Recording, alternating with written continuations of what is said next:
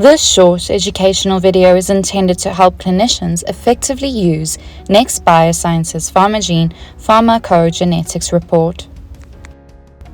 Firstly, confirm on the opening page the identity of the patient.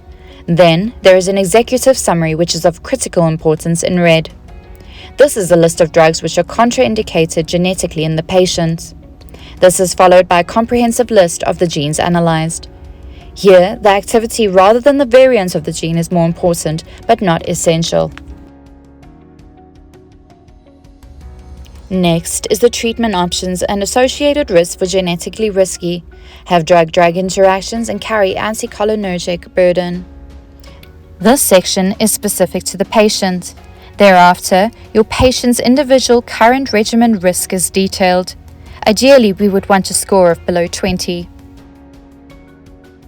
The blue lines with the white circles in them indicate black box warnings instituted by the FDA, and these 15 points can be removed from the total score when you see this, but you will see the actual warning listed below.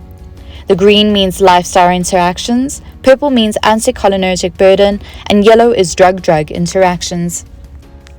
Below this is a detail of the black box warning. You can see here that the sleeping pill warns of sleep disorders and the antidepressant may cause suicidal ideation. Also listed are BS scores in brown for geriatric patients, drug lifestyle and drug-drug interactions. Medication and lifestyle choices are populated into the algorithm from the requisition form. See the sleeping pill may increase Flomax serum levels. Predictive scores from thrombosis follows. Note that a patient who is heterozygous at MTHFR should have folate and homocysteine checked, and folic acid 5 mg daily should be considered.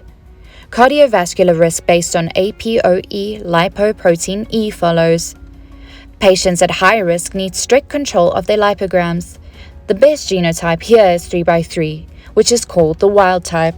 The medication summary in alphabetical order follows, and all drugs known to have pharmacogenetic markers are listed as standard precautions in green, caution to be taken in yellow, and avoid all change in red. This patient you will see has a strong contraindication for Tegretol and phenytoin due to the HLA-B status being 15.02 positive. This is Stevens-Johnson syndrome that may be a consequence of using these meds in this patient.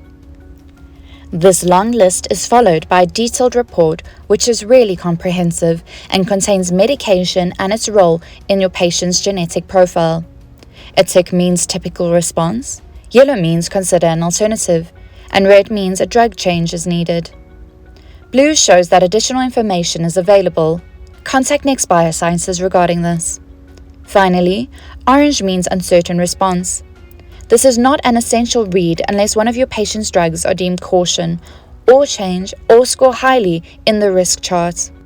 The end of the report has a cutout section for your patient to keep laminated and handy. You can also email the static report to your patients to have available on their mobile devices.